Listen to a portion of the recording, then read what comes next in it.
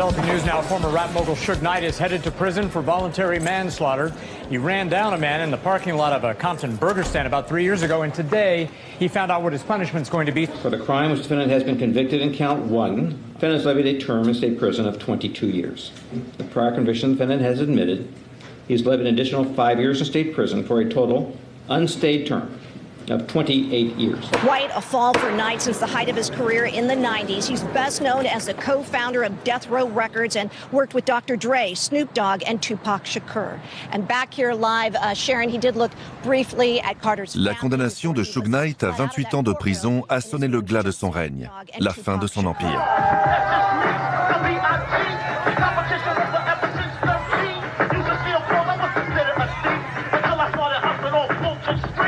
Depuis son incarcération, les langues se délient et il semble plus facile pour certaines personnes de parler de l'implication de Suge Knight dans les meurtres de Biggie Smalls et de Tupac Shakur.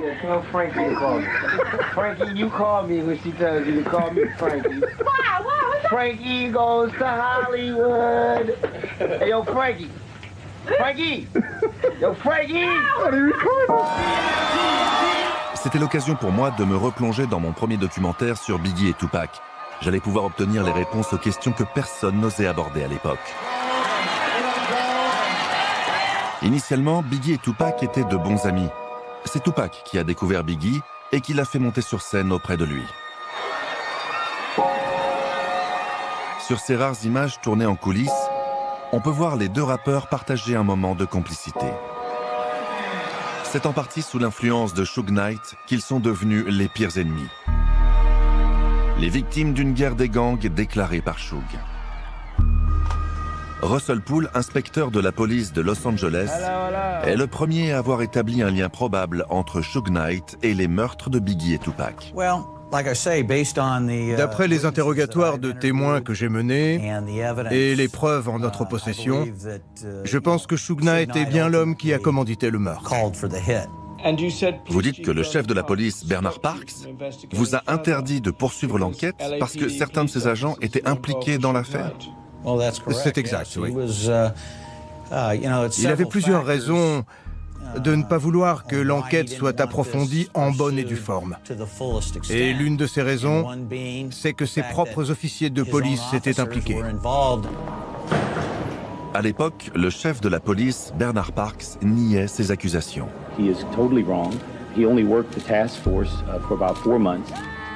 Russell Poole avait alors démissionné en dénonçant la corruption dans la police.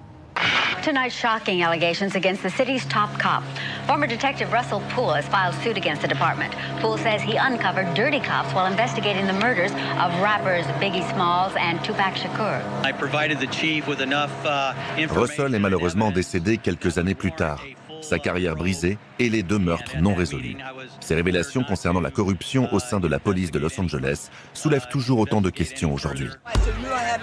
I am telling you right now, hook him up. Hook him up. You're under arrest. You're under arrest for interfering.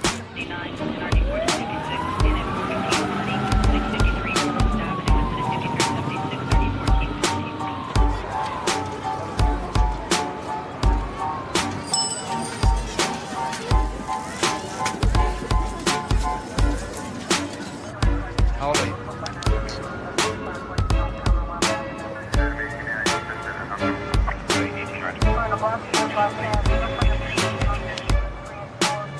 You don't live here, do you?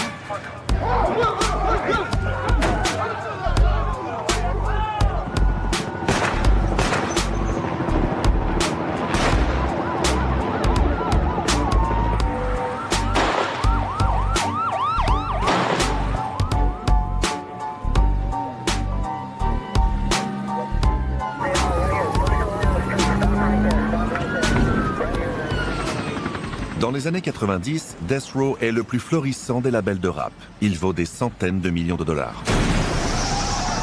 Pourtant, dès 2002, une intervention du SWAT le contraint de fermer et il fait faillite suite aux soupçons d'extorsion qui pèsent sur lui. Le siège de Death Row se trouvait dans un quartier très chic de Westwood, à Los Angeles. Les bureaux étaient vraiment immenses. En face, dans le même couloir, il y avait les bureaux d'Interscope. Quand on entrait pour la première fois chez Death Row, on sentait tout de suite qu'il y régnait une ambiance familiale, que les gens prenaient soin les uns des autres. On était tout de suite très bien accueillis. Mais ce qui m'a particulièrement marqué les premiers temps, c'est qu'il y avait toujours des mecs partout. Et quand je dis partout, c'est qu'ils traînaient dans les couloirs, ils discutaient, personne ne savait ce qu'ils faisaient là. Je pense qu'eux-mêmes n'en avaient aucune idée. Shug trouvait toujours un petit boulot pour ses amis et les membres de son gang. C'est marrant, il portait toujours du rouge. Tout le monde portait du rouge là-bas, sauf Snoop, qui était toujours en bleu. Ils revendiquaient leur appartenance. T'arrivais dans le bureau, et il y avait des mecs du gang des Bloods. Je les reconnaissais tout de suite. Ils fumaient des Newport. Et ils les pétaient en deux à la base avant de les allumer, tu vois. Ils coupaient le filtre de leurs cigarettes. C'était évident qu'ils avaient passé quelques années en prison parce qu'ils avaient pris l'habitude de s'asseoir, de fumer de l'herbe ou des clopes et de bavasser. Puis, de temps en temps, t'avais une nouvelle vague d'arrivants tout droit sortis de tôle qui venaient chercher du boulot. Ils te demandaient d'où tu venais. Et t'avais pas intérêt à donner le quartier d'un gang rival. Sinon, il valait mieux que tu te sauves. Tu comprends? Tu vois ce que je veux dire? Ils étaient prêts à se battre.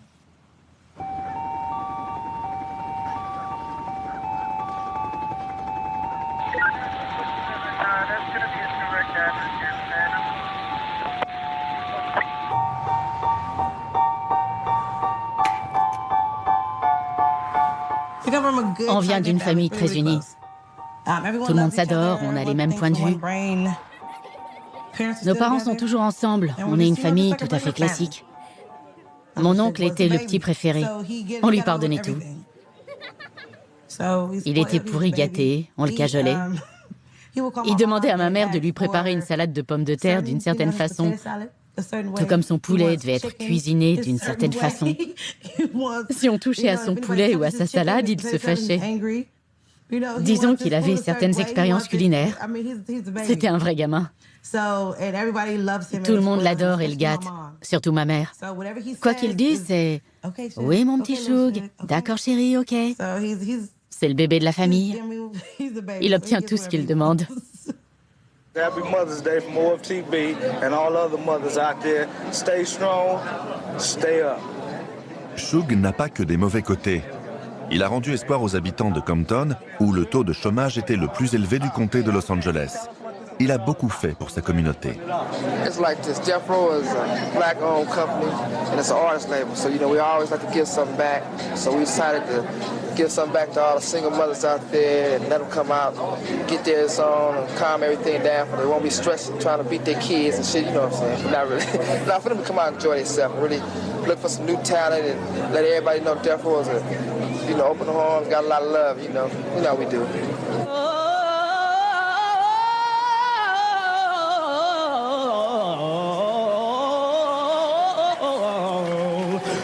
Shug a pris sous son aile des artistes tels que Danny Boy, dont il est devenu le représentant légal quand celui-ci avait 15 ans. Il était comme un père pour lui. Tout à fait, c'est vrai. C'est vrai, c'était comme un père pour moi, comme un grand frère. Les gens ont décelé certains côtés de Shug et ont dit beaucoup de choses à son sujet. Mais la plupart de ces aspects, à titre personnel, je les ai jamais vus chez lui. J'avais un lien particulier avec lui et j'ai toujours senti que je pouvais lui parler de tout et n'importe quoi. Lui dire tout ce qu'un fils peut avoir envie de dire à son père.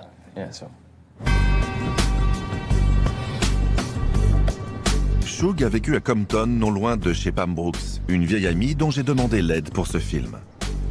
Salut! Pam connaît tout le monde. Salut! Parle-moi un peu de Shug Knight. Ok, qu'est-ce que tu veux savoir? Le quartier de Shug, c'est là-bas. Ici, c'est le quartier des Crips. Shug Knight traînait de l'autre côté de ses maisons, complètement à l'autre bout. Tu connais certains de ses potes? Oui, je devrais pouvoir te mettre en contact. Bon, s'ils veulent pas qu'on voit leur visage ou qu'on les filme, c'est pas grave. Ils sont pas obligés de se laisser filmer s'ils en ont pas envie.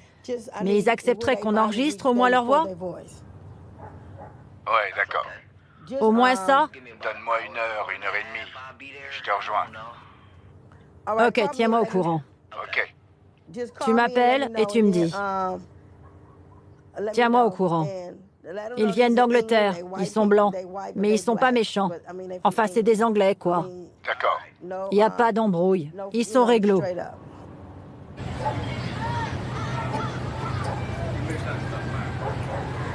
C'est des Anglais. Ces gars-là sont barjots. Ok. C'est la première fois que Lip Dog s'exprime sur son emploi avec Suge Knight. Qu'est-ce que tu faisais avant de travailler pour Death Row? J'étais en prison. Pour tentative de meurtre. Et Suge t'a offert un emploi? Ouais. Il me l'a offert. Comment ça s'est fait? Quand je suis sorti de prison, un de mes associés m'a conduit jusqu'à Suge. Il s'apprêtait à quitter la ville. Il était à l'aéroport, et juste avant qu'il prenne l'avion, on s'est retrouvés. Je connaissais Suge d'avant. Je l'ai connu au début des années 70. On a grandi à 5 maisons l'un de l'autre. Donc il savait qui j'étais. Suge avait pas le droit de jouer avec nous, sa mère voulait pas. Parce qu'on était les petits voyous du quartier. Et elle avait un avenir tout tracé pour lui, dans le sport à haut niveau.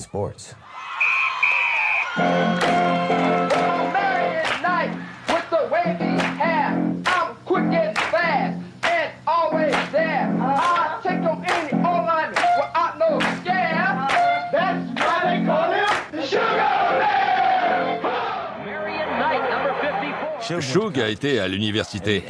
Il avait de bons parents. Son père et sa mère étaient derrière lui. Ils l'ont éloigné de la violence des gangs et des conneries qu'on pouvait faire. Suge trouvait ça injuste. Comme s'il avait été privé de quelque chose, mais c'est faux. Il aurait pu avoir une vie meilleure.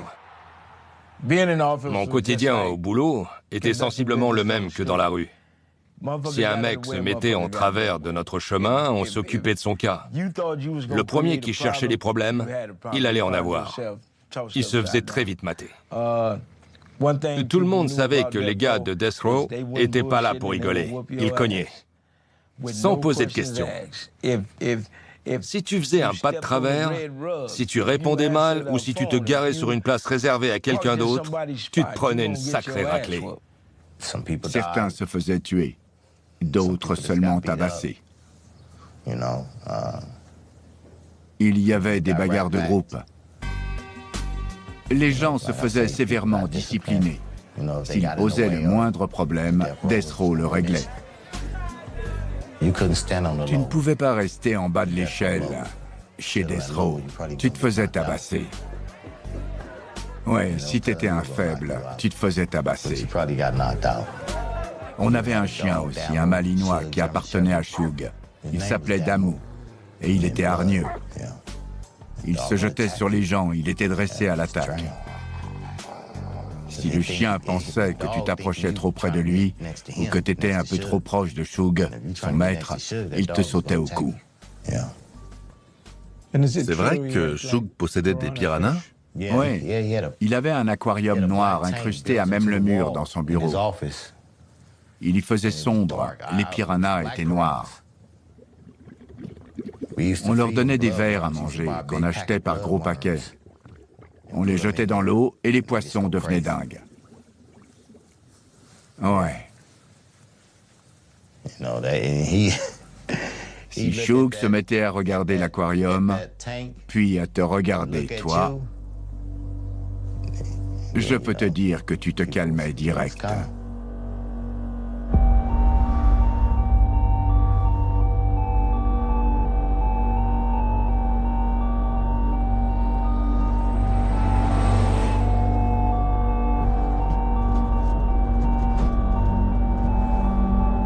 Ils faisaient partie d'un gang. C'était des gangsters et ils travaillaient pour Suge Knight. Il y avait Shug et il y avait ses gros bras qui, à mon avis, faisaient tout ce que Shug leur demandait de faire pour lui. Parce que ces gars-là n'avaient pas un rond. Ils ne pouvaient pas trouver un travail normal puisqu'ils étaient marqués par le gang. Alors ils ont suivi Shug. 1000 $, c'est intéressant.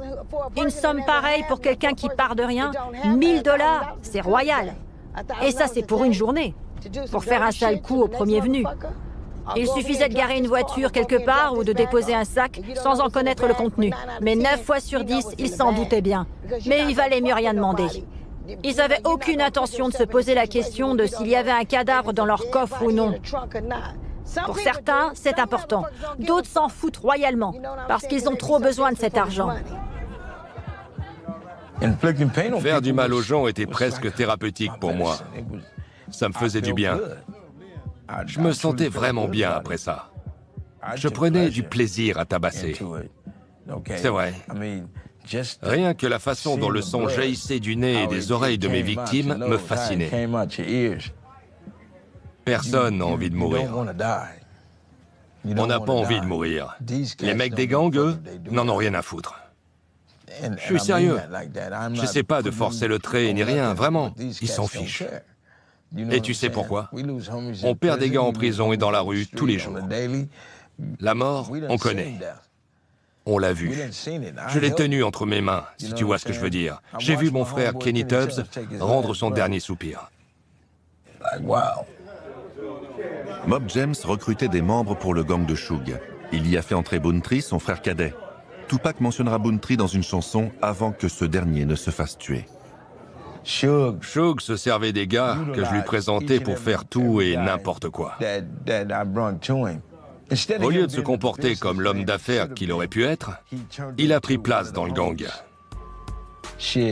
Le mec s'est acheté un costume rouge, des grosses bagues, des cigares, et il a changé. Il est passé de Marion Knight à Shug le gangster. Et je crois que le pouvoir monte à la tête de certains hommes. Ils savent pas garder la tête froide face à trop de pouvoir. Shug avait le pouvoir et il en a ressenti toute la puissance.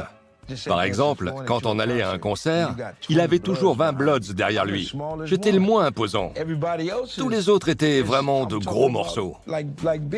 Et dans la tête de ces gars, c'était... Le premier qui s'adresse à Shug, on lui arrache la tête.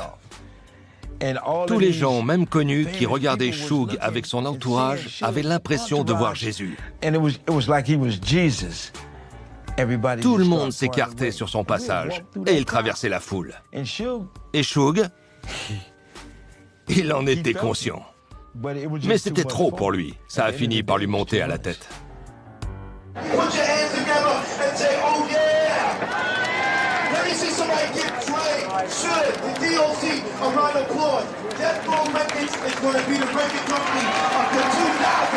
Death Row avait les moyens d'organiser les soirées les plus extravagantes de Beverly Hills. The label started with Dr. Dre, who was going to do his own thing, and with a lot of help from Suge Knight. David Kenner et Suge Knight étaient à la tête de Death Row et d'après les témoignages d'employés, ils ne se refusaient rien. Beverly Brolis, front center. Shug possédait d'immenses maisons et plein de voitures. Il aurait pu se rendre au travail tous les jours pendant un mois entier sans jamais conduire la même voiture. Franchement, la vérité, c'est que Shug avait deux visages. Il avait deux facettes et c'était tout sauf un homme de parole. Ce fameux jour où il m'a tendu un piège, je ne l'ai jamais vu venir. Je ne soupçonnais pas le moins du monde ce qui allait m'arriver. Il avait passé le week-end à tout planifier. Il était prêt. Il a demandé à une de ses nanas de faire monter une autre fille dans le bureau. Ils l'ont fait entrer par la porte de derrière. C'est une des petites copines de Shug qui l'avait déposée. Cette fille est sortie de nulle part et m'a agressée par surprise. Elle m'a frappé au visage, pendant que Shug me tenait les pieds. David Kenner nous regardait sans rien dire. Shug a dit quelque chose? Non, il me tenait les pieds. Je lui ai mis un coup de pied dans l'entrejambe et je me suis précipitée vers la porte. J'ai couru aussi vite que j'ai pu jusqu'au bureau d'Interscope. Et ils ont dû comprendre qu'il se passait quelque chose de grave, parce qu'ils ont fermé à clé, pour que personne d'autre ne puisse entrer. Ils traitaient mal les femmes. Ils les forçaient à se battre au beau milieu des bureaux. Ils montaient les assistantes les unes contre les autres et ils organisaient de véritables combats en plein milieu de la pièce. Tout était organisé comme des combats de boxe où les femmes se battaient. Je ne les ai jamais vus faire, mais on m'a tout raconté et je me suis dit « Mais qui fait ça dans les bureaux d'un label ?» Voilà l'image dégradante qu'ils avaient des femmes. Je n'ai jamais compris pourquoi, mais ils considéraient les femmes comme des moins que rien. Elles n'étaient là que pour les amuser, les divertir et pour leur faire plaisir. Rien de plus. Et pour sortir avec ces gars-là, il fallait qu'elles soient conscientes de leur statut. Et DJ Quick? Non? Il se sentirait insulté. Ah? Non. Il baigne encore là-dedans. Laisse-moi appeler Joe Cool pour voir s'il est dispo. Pam me montre des techniques utiles qu'on n'apprend pas à l'école de cinéma. Elle est amie avec Joe Cool, le cousin de Snoop Dogg, qui est difficile à joindre. Ok. J'ai un plan en béton dans la tête. T'as un plan? Ouais, t'es obligé d'élaborer un plan. Il faut un plan pour choper ces gars. S'il veut jouer, on va jouer. Alors c'est quoi le plan pour demain? D'abord, je vais me débarrasser de la petite, puis j'irai chercher mon ami. Ensuite, je sortirai pour aller chercher de l'herbe. On fumera tranquillement devant et je me frotterai un peu à lui parce qu'il m'aime bien. Je vais entrer dans son jeu. Pam et Joe Cool se connaissent depuis longtemps. Il fait partie des Crips et a collaboré avec son cousin. Il existe chez Death Row une alliance fragile entre les membres du gang des Bloods et ceux du gang des Crips. Shug est un Blood, Snoop et Joe Cool sont des Crips. Les mecs de l'entourage de Shug étaient de véritables tueurs. C'était des vrais durs, c'était d'anciens camés, tu vois. C'était d'anciens taulards qui venaient à peine de sortir de prison. Ils prenaient leur boulot plus qu'au sérieux. Ils faisaient des cambriolages, des vols. Ils pillaient, ils vandalisaient. Je les ai vus en action. Ils se faisaient plaisir quand ils assuraient la sécurité de Shug. Ils avaient toutes sortes d'activités favorites. Les gars de Shug étaient des voleurs, des meurtriers, des violeurs. C'était la pire bande de tout Compton. Par exemple, ce qu'ils faisaient, c'est qu'ils criaient « Il est armé !» Ils trouvaient un mec dans la rue qui portait une grosse chaîne en or, qui avait plein de bijoux sur lui. Ils le pointaient du doigt en criant « Il est armé !» Et 2 secondes plus tard, ils se ruaient sur lui. Quand le mec se relevait, il n'avait plus aucun bijou, plus de portefeuille. Limite, il avait perdu quelques dents. Le pauvre type était complètement désorienté. Et il le laissait là, la gueule en sang. Il faisait tout le temps ce coup-là.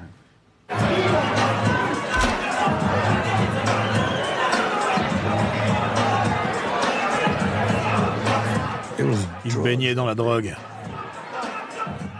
Il faisait du trafic de drogue. Je voyais passer des valises entières remplies de cocaïne en poudre. Parfois, elle était sous forme de cristaux. Et ça n'arrêtait pas.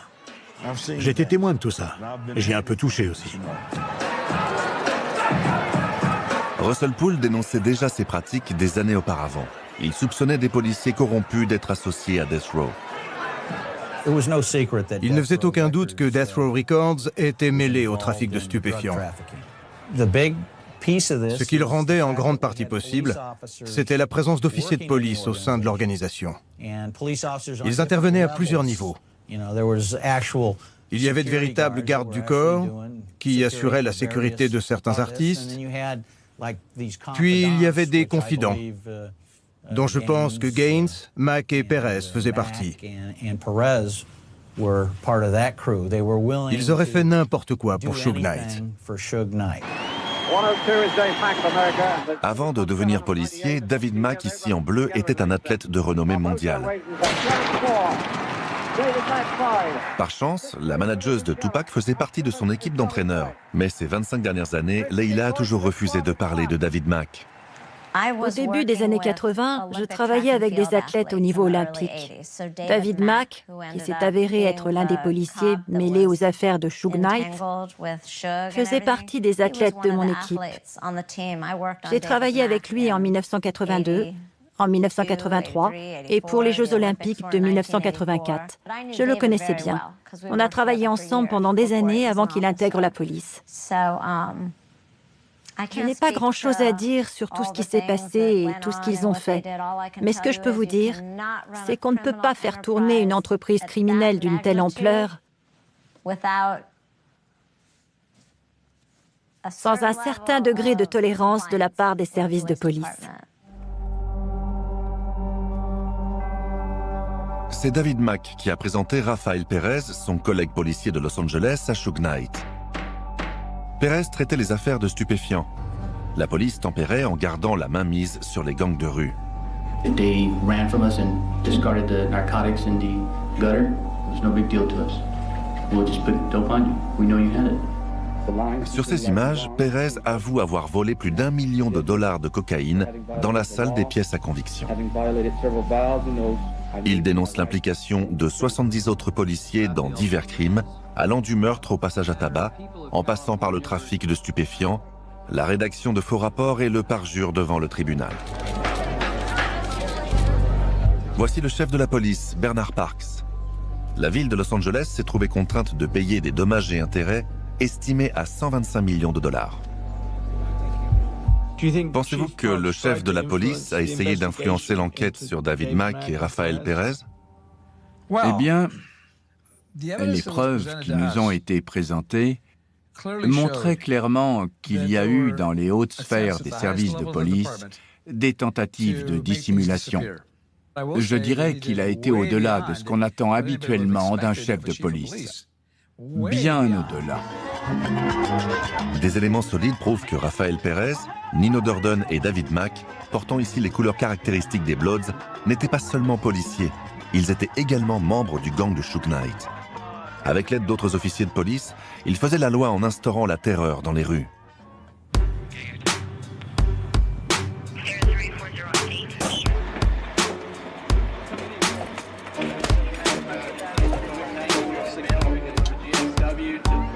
Yeah, pat down the waist, around the waist. I'm looking up, sir.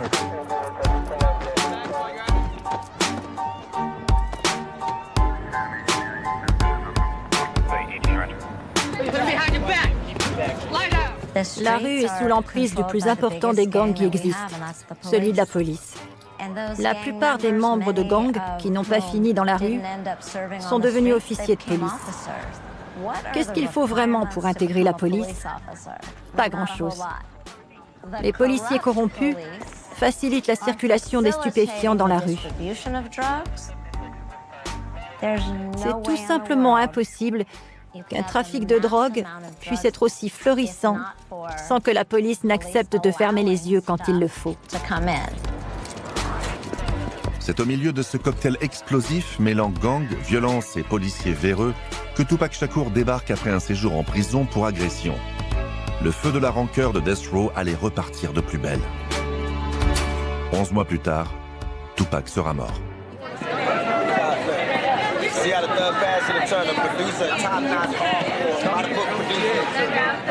Voici Tupac avec sa productrice Tracy Robinson qui affirme que la situation n'aurait jamais dû prendre une telle tournure. À l'époque où je lui ai rendu visite en prison, je pense qu'il n'aurait jamais envisagé de signer chez Death Row si Interscope avait pris les devants. Chez Interscope, n'importe qui aurait pu le faire sortir de prison. Tom Molly aurait pu le faire sortir. Jamil aussi, sans doute.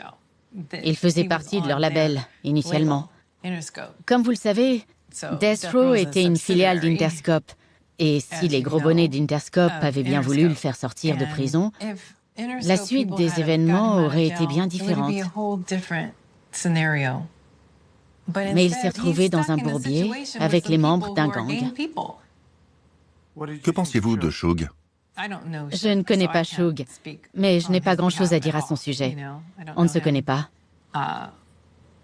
Je me souviens seulement de ce qu'il dégageait à l'époque où je l'ai croisé, brièvement. Ce n'était pas agréable, pas du tout.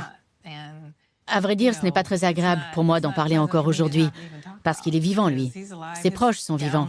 Les membres de son entourage sont vivants et ils ont l'esprit de vengeance. Je vous dis ça, mais en réalité, je ne devrais même pas me laisser filmer parce que j'habite ici. Mais je peux vous parler parce que je suis vivante. Je suis debout à l'heure où il y a encore des gens qui se font tirer dessus sans aucune raison valable. Vous vous rendez compte? Ces histoires de gangs sont ridicules. Elles sont ridicules.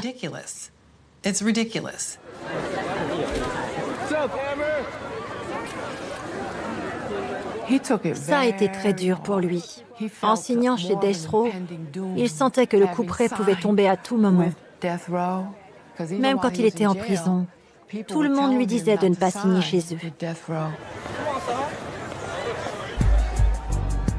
Yasmine Foula a élevé Tupac comme un fils, mais s'exprime rarement à son sujet. Elle le connaissait mieux que personne. La voici à gauche lors d'une visite à Tupac en prison. Il venait à peine de sortir de prison qu'il avait déjà signé chez Death Row Records. Il s'est senti obligé de continuer sur sa lancée et de se fondre dans le milieu des gangsters. Mais c'en était pas un. Tupac n'était pas un gangster. Tout cela a eu un impact négatif sur toutes les ambitions positives auxquelles il aspirait. Mais il avait décidé de jouer les gangsters. Et il se complaisait dans cette image de mauvais garçon. Il côtoyait des membres de gangs dont il reproduisait les signes de reconnaissance. Il faisait de la musique qui glorifiait ce mode de vie de gangster et qui dénigrait les femmes. Intérieurement, il a dû faire face à de nombreuses contradictions dans l'espoir d'atteindre un jour les objectifs qu'il souhaitait réellement atteindre. Il voulait aborder des sujets sérieux, la pauvreté, le désespoir, la toxicomanie. Il est difficile de concilier l'image que Tupac se donnait chez Death Row avec celle du jeune homme idéaliste, fils de Black Panther, aux grandes ambitions politiques. We're not being taught to deal with the world as it is. We're being taught to deal with this fairyland, which we're not even living in anymore. And it's sad, because I'm telling you, and it should not be me telling you. It should be common knowledge. Aren't they wondering why death rates are going up and suicide is going up and drug abuse? Aren't they wondering? Don't they understand that more people are, more kids are being handed crack than they're being handed diplomas? Okay, in school we're learning to analyze, and then, well, I learned it, now they should relearn it. I think adults should go through school again. You know, I think that rich people should live like poor people, and poor people should live like rich people, and it should change every week. La prison l'a complètement transformé.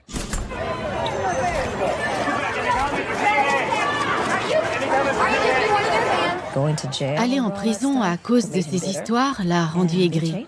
Ça l'a changé. Il est devenu mauvais. Il ne l'était pas avant. Mais il est ressorti plein de haine et parano. Tupac reprochait à Biggie de ne pas lui être venu en aide. Biggie connaissait les gangsters qui lui avaient tiré dessus dans les studios de Crowd Records. Ceux-là même qui étaient à l'origine des accusations d'abus sexuels qui avaient conduit Tupac en prison. Je pense que Biggie avait de l'affection pour Tupac. Ce n'est pas qu'il voulait le trahir, mais il fallait qu'il se préserve. Personne n'a envie de se frotter à quelqu'un qui pourrait lui faire du mal.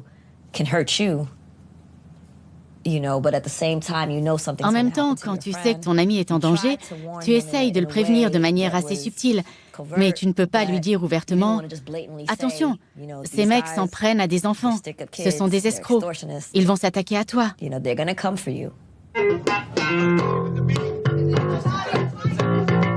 Quand il était en prison, il tuait le temps en cherchant comment prendre sa revanche. Il réfléchissait à la façon dont il allait se venger de tous ceux qui lui avaient causé du tort.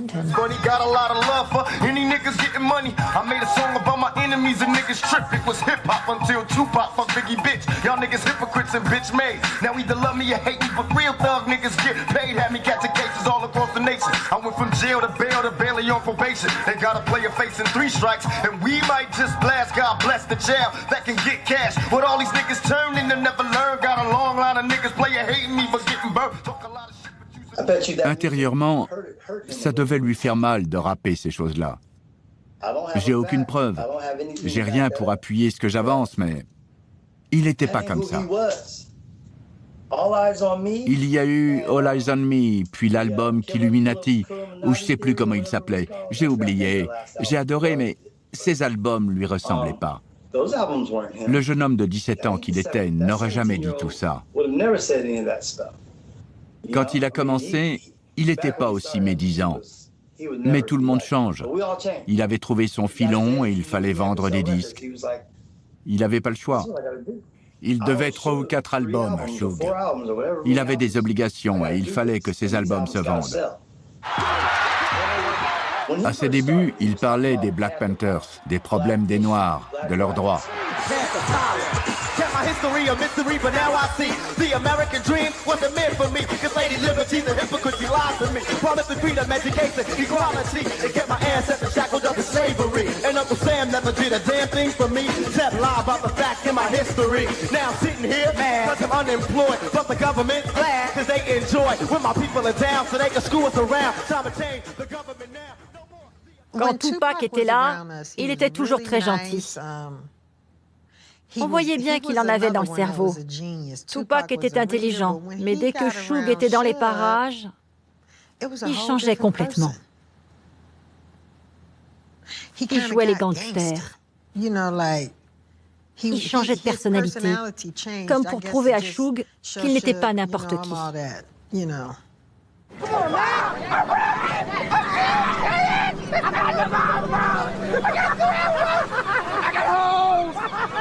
I think Biggie bitch. Big hair, all the way. Okay, but I did you for you, but I did you all the way. You told me to fuck me, bitch, so I did it for you. Je me souviens que c'est en prison qu'il a décidé qu'il ferait en sorte de coucher avec Faith Evans. Quand il m'en a parlé, j'étais... De toute façon, on ne pouvait rien lui dire. Quand il avait quelque chose en tête, il le faisait. C'était soit tu me soutiens, soit tu dégages de mon chemin. Un jour, il m'a appelé et m'a dit « Devine quoi ? Je l'ai fait. » Je lui ai dit « De quoi tu parles ? T'as fait quoi ?» Et il m'a répondu « Je me suis tapé Faith. Non seulement je me la suis tapée, mais je l'ai fait venir en studio et on a enregistré une chanson ensemble. J'en revenais pas. Today, however, through the lyrics of rappers who display no respect for women. Dear Miss Dolores Tucker, you keep stressing me, fucking with a motherfucking mind. I figured you wanted to know, why we call them hoes bitches. It is obscene. It is obscene. It is obscene. Strictly bitches. So if you wonder why we call you bitch, you wonder why we call you bitch. C'était la côte Est contre la côte Ouest. En tête de la East Coast, il y avait Puffy avec Bad Boy Records et Suge pour la West Coast. Cette rivalité a atteint un tel point que c'en est devenu ridicule. Mais les deux protagonistes faisaient tellement dans le cliché que la presse adorait ça. Tu t'en souviens, non? Ça a pris des proportions monstres.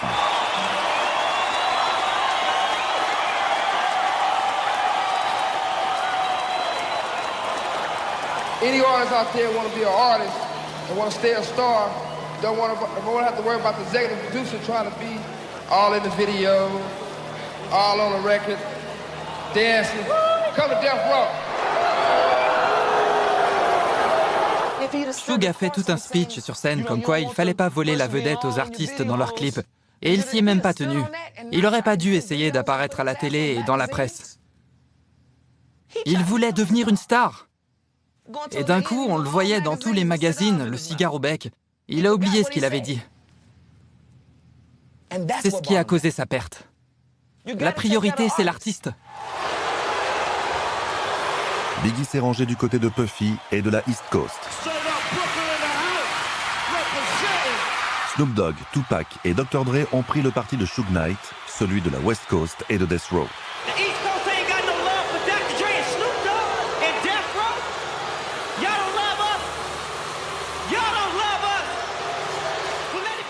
Suge ne pouvait plus reculer. Il avait trop à perdre s'il montrait le moindre signe de faiblesse à cause des mecs qu'il avait derrière lui. Si t'es un gorille et que tu te transformes en Wistiti, ça va pas le faire. T'as plus ta place dans le groupe. Si t'es un pitbull et que tu te transformes en bichon, t'as plus ta place dans le groupe. Ils feront qu'une bouchée de toi. Il était obligé de rester digne de bomber le torse, d'être le grand Suge Knight. Et il l'incarnait très bien. La rivalité entre Biggie et Tupac, c'était comme une bombe atomique roulée dans l'essence. Elle a fini par exploser. Boum, tout le monde a dû choisir un camp. Les magazines sortaient de ces trucs, c'était vraiment n'importe quoi. Beaucoup d'entre eux sortaient des gros titres genre West Coast ceci, East Coast cela, la West Coast contre la East Coast et blablabla et blablabla. Que des conneries. Tupac est tombé dans la gueule du loup chez Death Row. Il s'est fait complètement happer par son nouvel entourage.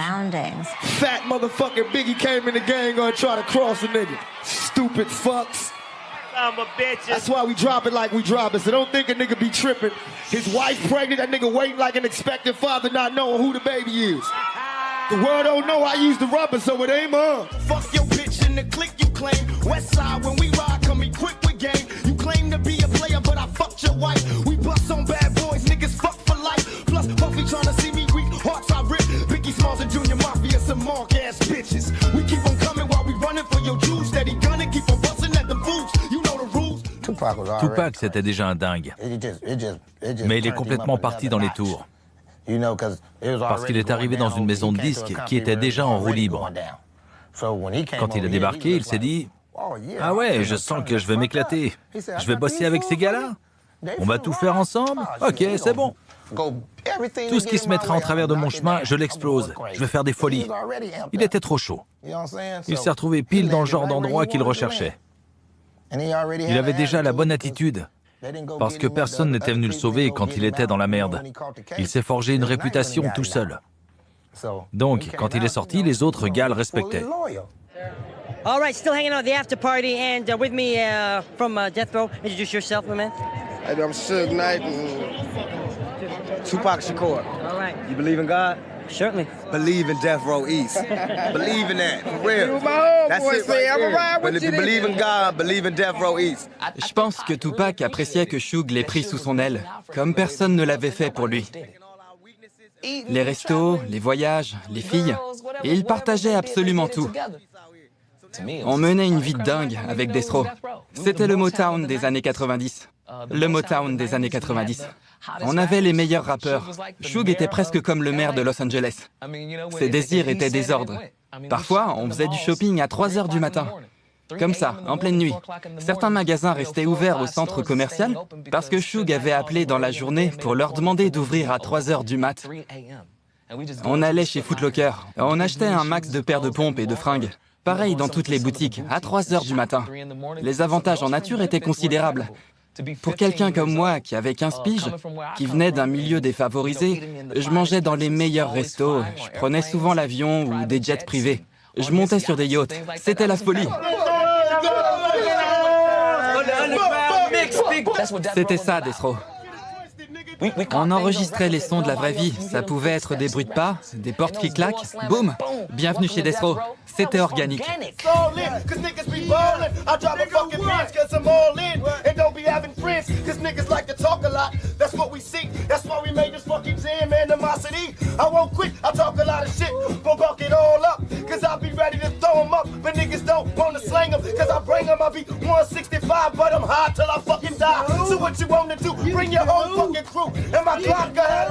Tupac était un des meilleurs rappeurs parce que ses chansons étaient brutes.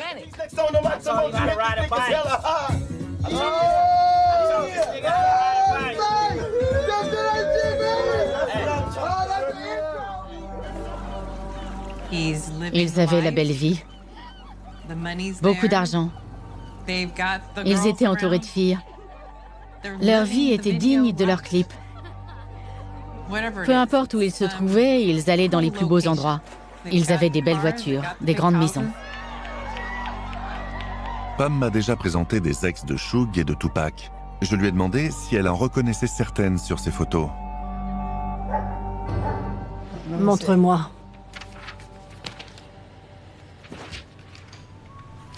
Elle, je l'ai déjà vue quelque part. Je me souviens plus où. Mais son visage me dit quelque chose. Elles ont toutes l'air très jeunes. Elles cherchaient l'amour, quelqu'un pour prendre soin d'elles. Et voilà où elles ont atterri.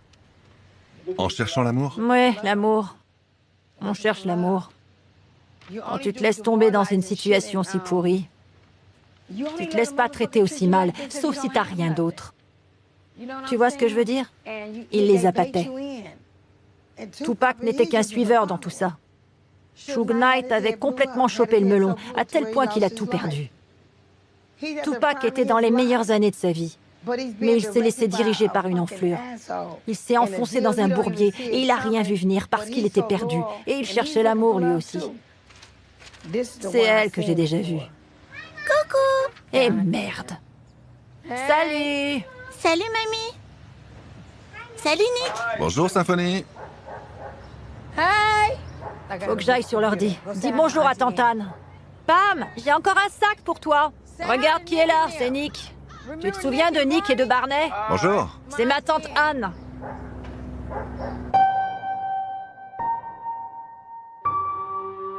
Sous l'emprise indéniable de Suge, Tupac rejoint les Mob Pirates, le gang de Suge à Compton, également connu sous le nom des Bloods. La vie de gang allait devenir une telle obsession pour lui qu'elle finirait par lui coûter la vie. Je me souviens du soir où il est officiellement devenu Blood. On était en studio et un de mes frères, Tychus, paix à son âme, est sorti du studio pour voir ce que Dre et Tupac faisaient. Puis il est revenu et il a dit « Merde !» J'ai dit « Qu'est-ce qui se passe ?» Et il m'a répondu « Tupac était en rouge de la tête aux pieds. » On est retourné jeter un œil, j'ai dit « Ça y est, ils l'ont eu. » Puis on est rentré sagement dans notre camp. C'est ce soir-là, quand on l'a vu dehors vêtu de rouge, qu'il a officiellement rejoint les Bloods. Avant, il traînait tout le temps avec nous, du côté des Crips. C'était une personne au grand cœur qui s'est perdue dans une image de gros dur. Il n'a jamais été bagarreur. C'était plutôt un lover. D'ailleurs, on en rigole encore aujourd'hui. Il s'était fait plusieurs fois tabasser dans la rue. Il voulait s'endurcir. Après avoir tourné dans Juice, il s'est mis à agir comme son personnage. Il a changé de personnalité. Bon nombre de mes amis d'enfance qu'il connaissait, puisque je lui avais présenté mes amis et ma famille, ont commencé à dire qu'il se comportait comme Bishop. I ain't got to do nothing. You the past, bro. My time is now. You ready to die, nigga? Ils attendaient de lui qu'il soit un truand, un gangster, ce qu'il n'était pas. Et ça l'a tué. Ça doit être pesant de toujours avoir une arme sur soi quand on a le cœur rempli de vices. C'est un fardeau. La première fois que j'ai vu Tupac, c'est quand Suge l'a fait venir au quartier après sa sortie de prison. Et je l'ai trouvé plutôt sympa. C'était un mec cool. Mais quand je l'ai vu la fois d'après, il était dans un délire de racaille comme Suge. Il savait qu'il était devenu intouchable. Il avait une dizaine de mecs autour de lui tous les jours, 24 heures sur 24. Et ils étaient prêts à tuer le premier venu pour lui. Alors il se disait, je peux faire tout ce que je veux. Je peux insulter un gars si j'en ai envie. Je peux cracher sur qui je veux si j'en ai envie. Il ne m'arrivera rien. Mes actions n'auront aucune répercussion. Quand il s'est fait tatouer le mot mob, ça m'a vraiment pas plu. D'ailleurs, c'était un sujet sur lequel mon frère et moi, on s'est beaucoup embrouillés.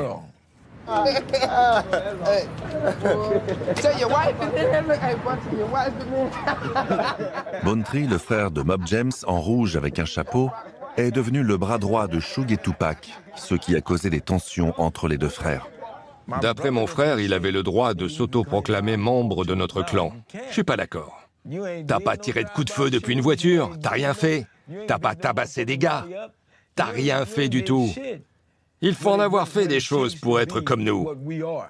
Là, c'était trop pour moi. Tupac est notre frère parce qu'il a des thunes. Non, que dalle. Notre clan comptait beaucoup plus pour moi que Tupac. Tu peux dire que tu fais partie de Death Row, mais pas de notre clan à nous. Tu viens pas de Compton.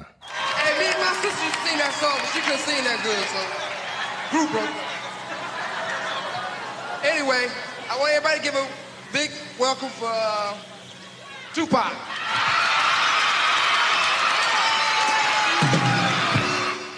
Ils étaient comme des frères. Suge considérait Tupac comme son petit frère. Chacun avait le double des clés de l'autre, ils pensaient pareil. Tupac n'a pas eu de cadre solide. Il n'a pas connu de socle familial, ni la stabilité qui va avec. Alors que mon oncle, oui. Je pense que c'est pour ça qu'ils se complétaient. Tonton Suge pensait principalement à l'argent, à gagner toujours plus et à soutenir la communauté noire dans son ensemble. Tupac, lui, voyait encore plus grand. Il lui disait « Vois plus loin, on peut se développer à l'international, faire plein de choses. On peut ouvrir un bureau Death Row sur la côte Est, etc. Je veux voir nos visages sur les billets de banque. Vois les choses en grand, vois encore plus loin. » Tupac avait de grandes ambitions, mais c'était jamais assez. Et Suge était là. Hein? D'accord.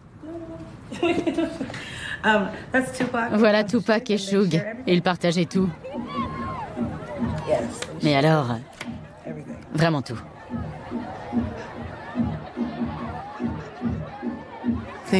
Ils étaient complètement déchaînés. C'était franchement malheureux. J'ai toujours eu un mauvais pressentiment. Et j'avais l'impression de constamment passer pour la rabat-joie de service. Tout ce qu'ils voulaient, c'était être heureux, se défoncer, boire à outrance. Je trouvais qu'ils fumaient trop d'herbe. L'ambiance générale qui régnait était complètement déconnectée de la réalité. C'était tout sauf ce dont il avait besoin pour faire face aux réalités de sa vie à cette époque-là. Tous ces chamboulements demandaient d'avoir la tête froide et l'esprit logique, tout ce qu'il n'avait pas. J'essayais de lui donner tout ça, mais il ne m'écoutait pas. Je ne savais pas à qui faire confiance, et je n'avais pas confiance en Death Row. Leur devise West Coast, c'était soit riche ou meurs. Ils pouvaient faire tout ce qu'ils voulaient tant que ça rapportait. Death Row gagnait des millions, c'est vrai, mais Tupac n'en a jamais vu la couleur. Un détail qui m'a fait tiquer, c'est que David Kenner, qui était l'avocat de Death Row Records, était aussi l'avocat personnel de Tupac. Je l'ai tout de suite prévenu. Il y a conflit d'intérêts. Trouve-toi un autre avocat. Tupac a attendu le mois d'août, je crois, avant de renvoyer David Kenner. Pendant des mois, il n'avait aucun droit de regard sur ses revenus, aucun pouvoir sur son propre argent, aucun pouvoir sur les sommes dépensées ni celles qu'il touchait. C'est pour ça qu'on demandait tout le temps à son avocat combien d'argent il avait exactement. Et à chaque fois qu'on demandait un audit, on se voyait offrir un nouveau cadeau. Une nouvelle voiture. Un cadeau pour toute la famille. Et ces voitures n'étaient même pas au nom de Tupac. Quand il est mort, la première chose que Death Row a fait, c'était reprendre les voitures. Tupac ne voulait rien entendre quand je lui disais « Il t'envoie des fleurs, il t'envoie des voitures, il t'envoie des cadeaux. Tu ne trouves pas ça louche ?» Ça le mettait hors de lui. Et il s'énervait contre moi en me répondant que oui. Il savait que c'était un problème, c'est vrai, mais qu'il savait ce qu'il faisait. C'était une source de disputes fréquentes entre lui et moi. C'était un véritable cauchemar.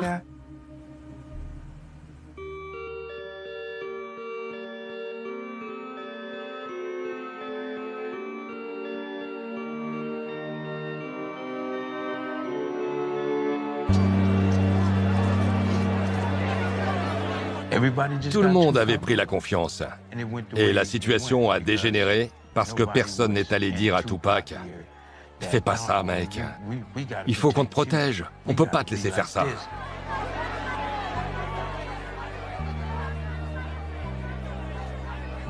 Pour lui, c'était la cerise sur le gâteau parce qu'il s'amusait beaucoup plus. Il s'est mis à agir comme s'il faisait partie de l'équipe de sécurité et pas des rappeurs. Il n'était plus dans l'optique de devenir artiste, mais de devenir gangster. Tout ce qu'il voulait, c'était boire et fumer toute la journée. Puis, aller tabasser quelqu'un. Il y a quelque chose en lui qui a vrillé. Il a changé d'état d'esprit. J'ai dû empêcher Tupac de se battre à plusieurs reprises.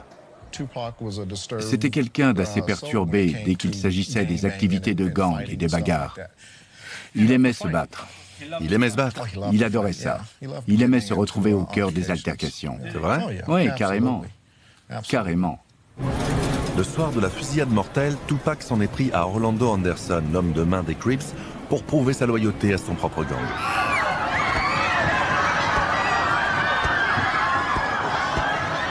Orlando, membre des Crips, était un ennemi de longue date des Bloods. Mais l'erreur s'avérera fatale pour Tupac. Suge, qui a lui-même participé à la bagarre, sera envoyé en prison.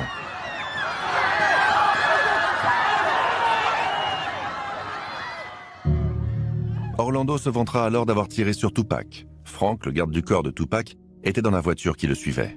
Les coups de feu se sont mis à pleuvoir. Tupac a forcément eu le temps de comprendre qu'on lui tirait dessus. Le tireur a réussi à l'atteindre de plusieurs balles. D'autres ont rebondi sur la voiture. Le temps que je cours jusqu'à la voiture en me disant qu'ils étaient morts, Suge était tombé à terre.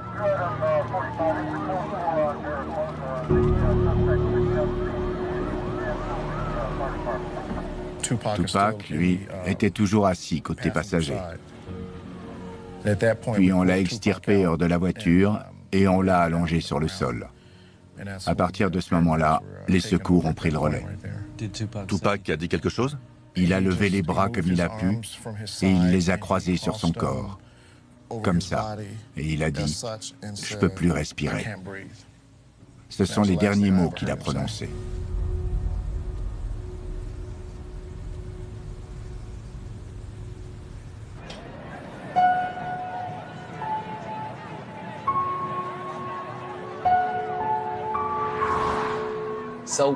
On a rendu visite à Tupac à l'hôpital pendant les 6 jours où il y était. Et on priait pour son rétablissement. J'ai chanté pour lui, comme je le faisais souvent.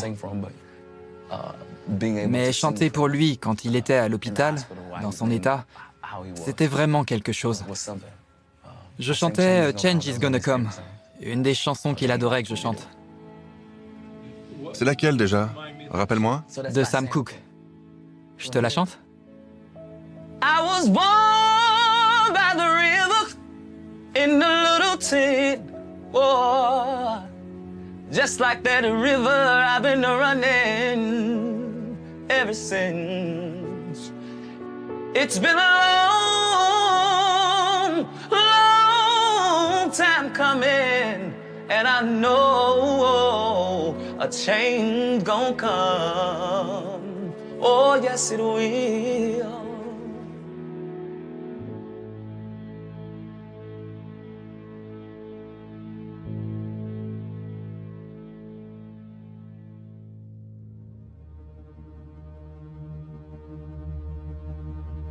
Dans son livre Murder Rap, Greg Kading affirme que le meurtre de Tupac a eu lieu au moment même où les Crips et Keffe D, l'oncle d'Orlando Anderson, se voyaient offrir $1 million par Puff Daddy pour assurer sa protection.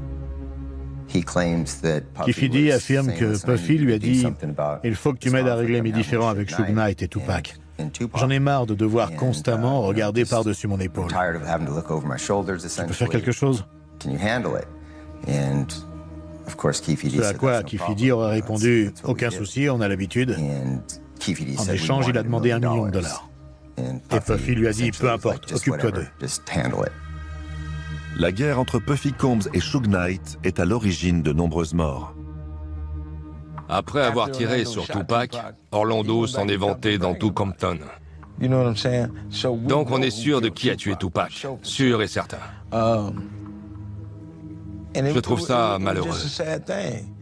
C'est très dommage que ces gars-là aient décidé de mêler les gangs à la sphère hollywoodienne, à l'industrie musicale.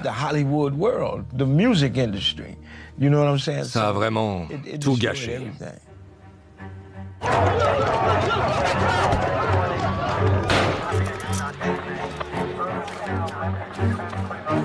Suite à la mort de Tupac, la guerre reprend de plus belle entre les Bloods et les Crips.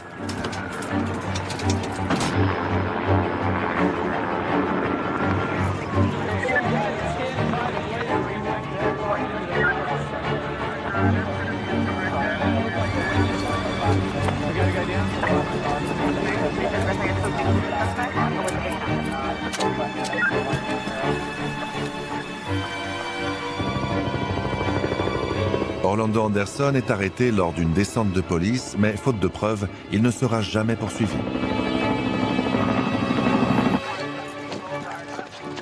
Tupac ne savait pas dans quoi il s'embarquait, ni que les Crips et les Bloods étaient en guerre depuis les années 70. Et il n'avait pas peur de tirer. Mais c'est tout le problème. Ici, tu peux pas savoir qui t'a en face de toi. Si t'as affaire à un mec armé, tu vas te faire tirer dessus.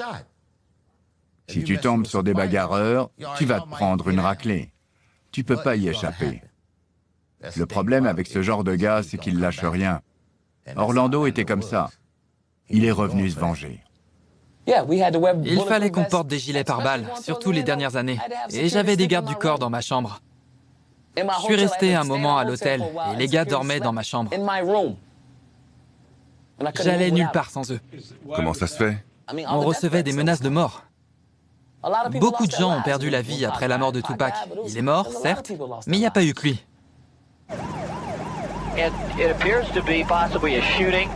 18 mois plus tard, Orlando se fait tirer dessus et meurt dans une station de lavage de Compton.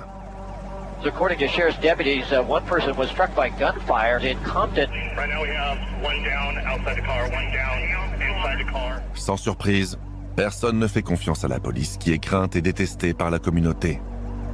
Ne rien dire à la police est un principe fondamental.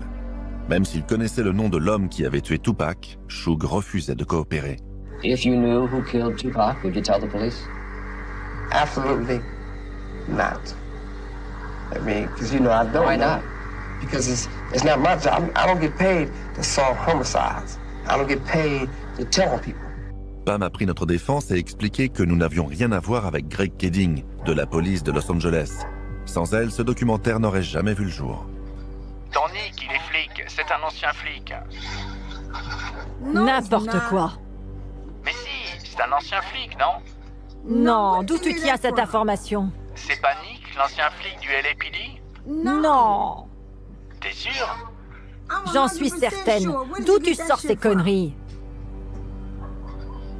Des gens l'ont vu et ils ont fait circuler de sales rumeurs sur un certain Nick. Tu crois vraiment que s'il était de la police, je prendrais le temps de lui parler et de l'aider? Il a jamais été flic, arrête. Il t'a pas envoyé des liens pour que tu regardes qui il est sur Internet? Non, on ne m'a rien donné. Je vais t'envoyer ce qu'il faut. Regarde par toi-même. Je sais pas d'où tu sors ça, c'est faux. Je parle pas aux flics, moi. Je vais te dire une chose. Je m'en fous de ce que t'as entendu parce que moi, je fricote pas avec la police. Celui qui t'a dit ça, t'a menti. De toute façon, Nick peut pas être de la police, puisque c'est un Anglais. Il vient du Royaume-Uni.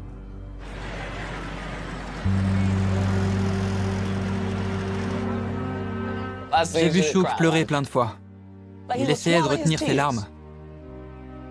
Je me souviens que quand Tupac était à l'hôpital, Suge s'est mis à sortir des phrases comme « Comment on fait quand on peut pas compter sur ses amis? Comment on fait quand les gens qu'on aime nous font du mal ?» Je me souviens de ces mots-là. Il continuait à parler de ça, puis il pivotait sur son fauteuil. Et après quelques tours, il revenait de face et il pleurait. D'une certaine manière, je savais pourquoi il disait ça. Ça se voyait sur son visage. On pouvait voir dans ses yeux qu'il avait l'air presque hagard. Il avait l'air abasourdi qu'une telle chose ait pu arriver à Death Row. Il était sidéré qu'une telle chose soit arrivée à un proche qui était sous sa protection. Il était responsable de nous, et c'est arrivé sous sa surveillance. Pourtant, il se pensait intouchable. Mais là, on était touchés.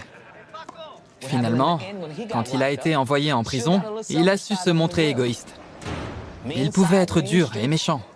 Ce côté-là de lui a pris le dessus, parce que s'il pouvait survivre avec 5 $ par jour, derrière les barreaux à ne rien manger d'autre que des biscuits et du lait, s'il pouvait survivre sans avoir le droit d'aller nulle part, et en croupissant dans une vieille cellule, les autres pouvaient très bien se débrouiller dans la rue. C'est ce qu'il pensait, et il n'a pas eu besoin de me le dire, parce que je savais comment il était. Ils sont libres dans la rue, je vais pas payer pour qu'ils vivent à Beverly Hills, alors que je croupis derrière les barreaux de cette prison. Quand il était en prison, on avait l'impression d'y être aussi, carrément.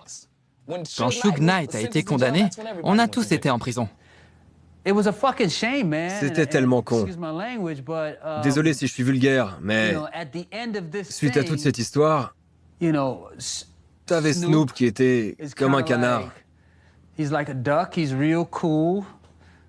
D'extérieur, tout avait l'air de bien aller, mais sous l'eau, il pédalait comme un malade en se disant « pourvu que je ne coule pas ». T'imagines la panique? Pareil pour les Dog Pound, pareil pour Ned Dogg, pareil pour tous les artistes. Ils étaient tous là à se dire « attendez, ça veut dire qu'on n'a plus rien à quoi se raccrocher ?» C'était triste comme situation. Mais qu'est-ce qu'ils pouvaient y faire?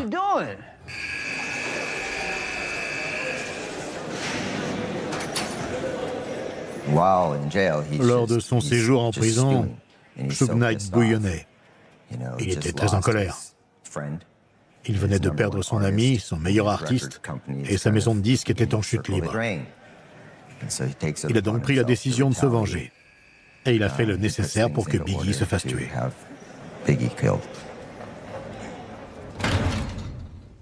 Il fallait que quelqu'un paye après la mort de Tupac. C'est ce que je pense.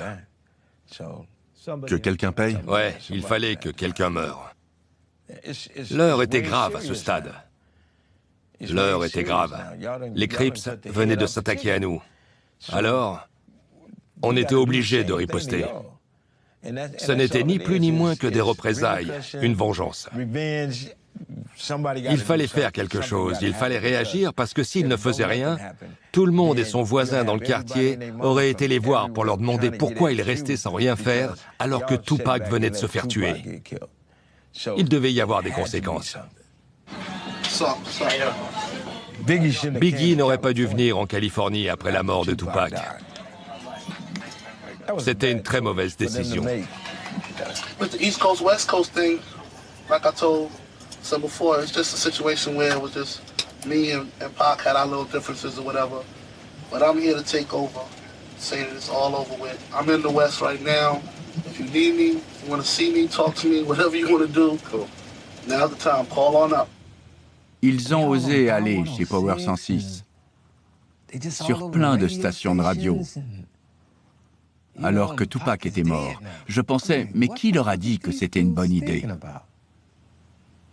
Il y avait déjà un climat de tension sous-jacente qui pesait sur Los Angeles. Ces gars avaient un de ces culots. Ils osaient se pointer chez nous. Sérieusement. Tous les gangsters de la ville étaient remontés, et les gangs mexicains aussi. C'était plus seulement une affaire de gangs noirs. Tout le monde voulait leur peau.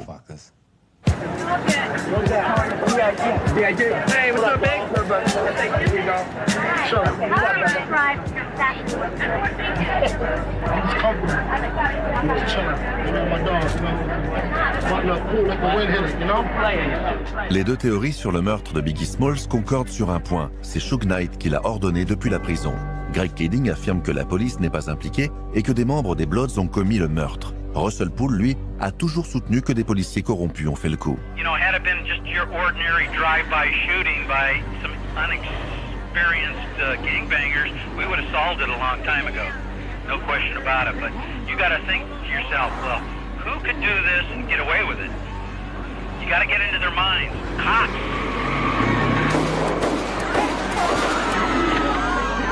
Yeah, we need an ambulance on Fairfax and Wilshire. Please, Los Angeles. We have a man shot. We have a man shot. Okay, hold on, I'll get right that. on the corner of Wilshire and Fairfax. We're man shot in our car right now. We're in the car right now. We're rolling to the hospital right now. I don't know. I'm not from here. I'm from New York. Listen, is the body that was shot in your car? No. Okay, you said you're going to the hospital right in front of me. What hospital are you going to? C'était un travail de pro. Il n'y avait pas la moindre trace de balles perdues. Elles ont toutes atteint leur cible. Il n'y avait pas d'impact partout sur la carrosserie comme sur la voiture de Tupac. Ils ont visé juste. Russell Poole a sacrifié sa carrière pour résoudre ce meurtre. et s'est vu calomnié par ses supérieurs. On m'a ordonné de ne pas parler du meurtre de Biggie Smalls. Au cours de l'enquête, sur une implication possible de David Mack dans l'affaire Biggie Smalls, on m'a dit « C'est bon, Mack a déjà été condamné pour avoir braqué une banque, n'allons pas créer une nouvelle polémique. » Fin de la discussion. Il n'a jamais été question d'enquêter sur David Mack dans le cadre du meurtre de Biggie Smalls. 4 ans plus tard, en 2000, alors que personne n'avait été inculpé pour le meurtre, nous avions emmené Russell à New York pour lui présenter Voletta Wallace, la mère de Biggie qui partageait son désarroi. Bonjour. Je vous présente... Bonjour Madame Wallace, je suis Russell Poole. Bonjour. Enchanté. Salut vous. Vous allez bien? Je suis ravie de vous revoir. Bonjour. Des enquêteurs privés sont en train de remonter des pistes assez prometteuses. S'ils trouvent des éléments intéressants, on ne manquera pas de revenir vous voir. D'accord. Peu de temps après, Voletta poursuivra la ville de Los Angeles en justice et demandera un dédommagement de 500 000 $, une estimation des revenus de son fils. La guerre entre Puffy et Suge Knight a engendré tout ça. Et si le cœur du problème est là, alors c'est à eux deux de régler leurs foutus différends. Ils auraient dû le faire avant. C'est de là que vient la rivalité Est-Ouest. Ils voulaient devenir célèbres. Alors chacun a été raconter sa petite histoire aux journaux et le duel East Coast contre West Coast est né. La East Coast, c'était Puffy et Biggie. La West Coast, c'était Suge Knight et Tupac. Mais c'était trop. Il y avait des vies humaines en jeu. La preuve, ça n'a pas loupé. 2 hommes sont morts. Et pourquoi? Des idioties.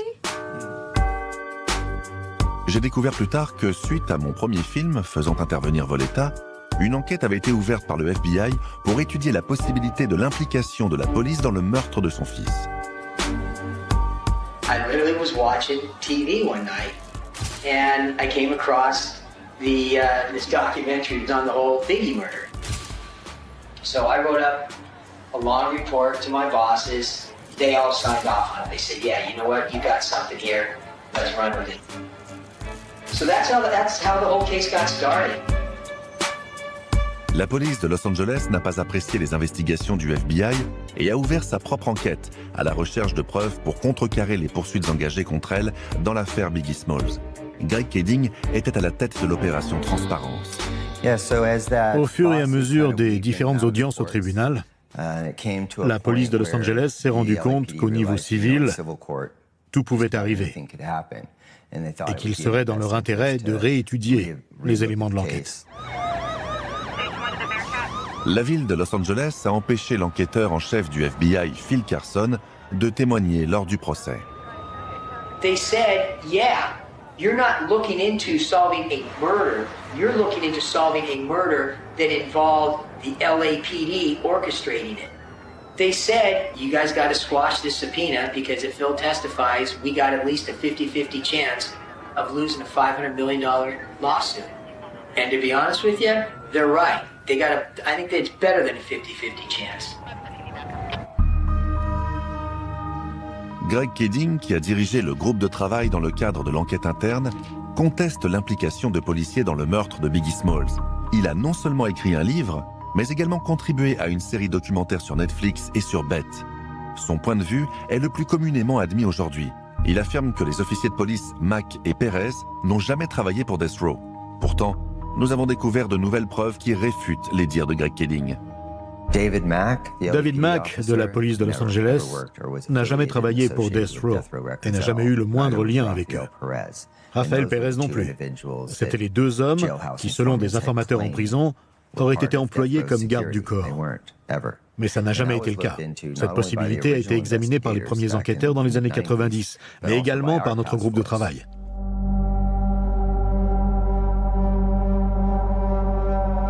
David Mack semblait être un personnage charismatique et sociable. Nombreux sont ceux qui se souviennent de lui chez Death Row. Je connaissais bien David. D'ailleurs, j'ai été assez choquée de découvrir qu'il était devenu policier. C'était surprenant. Je l'ai invité à me suivre sur le tournage d'un clip de Mac Mall et Ray Love. C'est Tupac qui le réalisait, et David m'a demandé de le présenter, parce qu'il voulait travailler au noir pour des rappeurs. Je l'ai emmené sur ce tournage, et quelques temps plus tard, j'ai appris qu'il travaillait au noir avec beaucoup de rappeurs que je connaissais. Et beaucoup d'officiers de police aussi, d'ailleurs.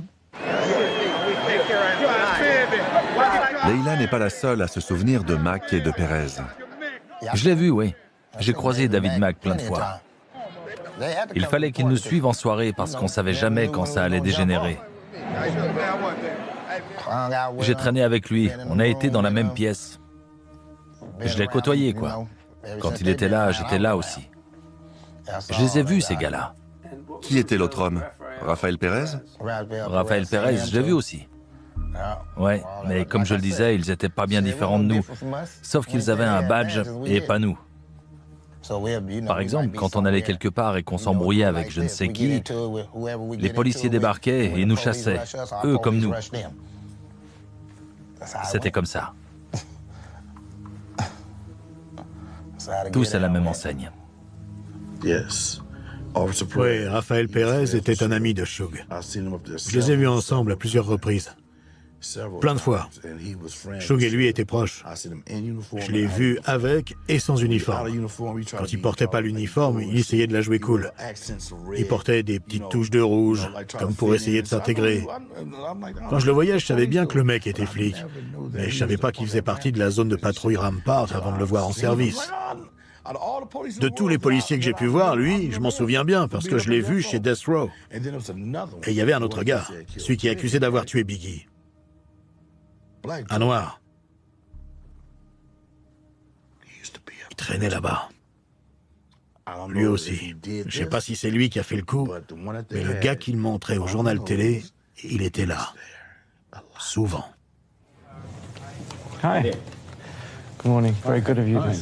Les propos de Kedding sur Mack et Perez sont d'autant plus contestables que le chef de la police, Bernard Parks, a lui-même confirmé qu'il travaillait pour Death Row. We know that David Mack and Rafael Perez both work security in this rap culture as it relates to some of these artists. But we have had Death Row Records, but we have no information, nor has any information come forward that would cause us to believe that either one of them are suspects. If in our continuing investigation we uncover facts that we can prove, then we will continue moving forward to clear that case.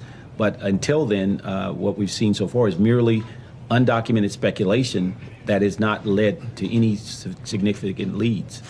D'après le témoignage de Xavier Hermosillo, il semblerait même que le chef de la police Parks connaissait particulièrement bien Mack et Perez. Une des découvertes qui m'a le plus marqué de toutes les commissions d'enquête auxquelles j'ai contribué en plus de 30 ans, c'était une photo de Rafael Perez et de David Mack, deux officiers de police à la réputation particulièrement mauvaise. Une jeune femme se tenait entre eux. Tous trois étaient vêtus de rouge de la tête aux pieds, jusqu'au chapeau, la totale, de la couleur du gang des Bloods, contrairement aux Crips qui s'habillent en bleu. Tous trois portaient du rouge. Ils se tenaient devant une table sur laquelle il y avait un gâteau avec l'inscription « Pouvoir aux Bloods » ou quelque chose du genre. Et j'ai été très surpris quand j'ai reconnu la jeune femme.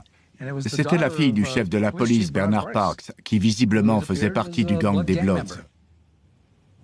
C'est incroyable. Je vous le fais pas dire. J'ai regardé la photo, je me suis tourné vers mes collègues et je leur ai demandé « Est-ce bien qui je crois ?» Et ils m'ont répondu « Oui ». Les avocats responsables de la succession de Biggie Smalls n'ont jamais réussi à mettre la main sur cette photo qui a mystérieusement disparu. Il semblerait par ailleurs que Michelle Parks et Rafael Perez entretenaient une relation amoureuse. Quelque temps plus tard, David Mack sera inculpé pour avoir braqué une banque. Des éléments portent à croire que ce soir-là, Michelle Parks, Mack et Perez fêtaient leur butin dans un hôtel de Las Vegas. Lorsque, par la suite, Michelle Parks se fait arrêter à Las Vegas pour une affaire de stupéfiants, c'est Rafael Perez qui paiera sa caution. Xavier nous fait également part du témoignage de Kenneth Boagny et d'un autre compagnon de cellule de Perez qui affirme que le policier a participé au meurtre de Biggie et les a menacés de mort s'il témoignait contre lui. J'ai beaucoup d'admiration et de respect pour la police de Los Angeles. Et ça fait 40 ans que je côtoie le département en tant que civil. De toutes ces années, c'était la première fois que j'étais aussi troublé par un dossier, parce que tout dans l'affaire du meurtre de Biggie Smalls et les événements qui en ont découlé par la suite était problématique. Par exemple, il y avait 2 détenus à qui on a rendu visite dans leurs prisons respectives, situées à des kilomètres l'une de l'autre, pour leur interdire de témoigner lors de la commission d'enquête.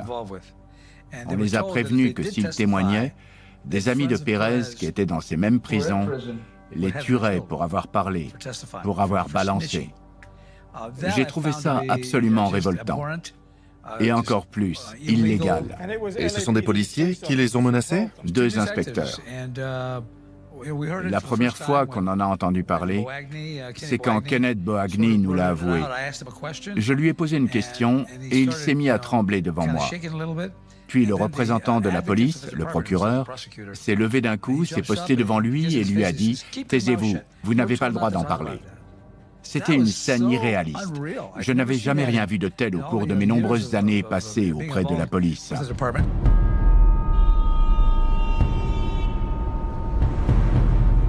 Suite à ce témoignage, j'ai reçu un appel de Boagny qui purge actuellement une peine de prison de 40 ans.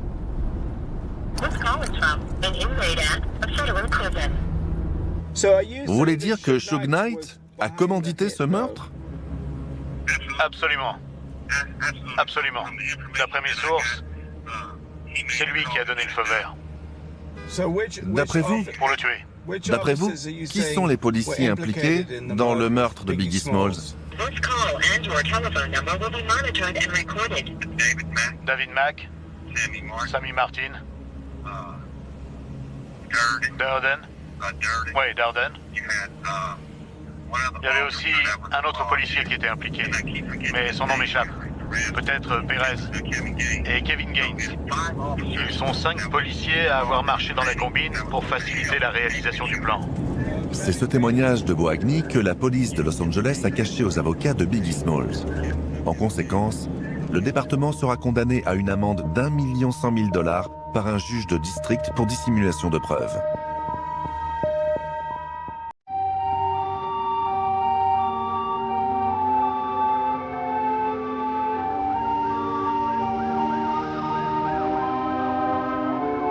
Toutefois, c'est la théorie infondée de Greg Keding qui, au fil du temps, des podcasts et des émissions, est aujourd'hui considérée comme avérée. Tandis que Russell Poole, l'inspecteur émérite qui a consacré plus de 20 ans de sa vie à la police, a été discrédité et ostracisé. J'ai pensé à me donner la mort. Ce sont mes enfants qui m'ont sauvé. Je souffrais. Mon propre département m'a trahi.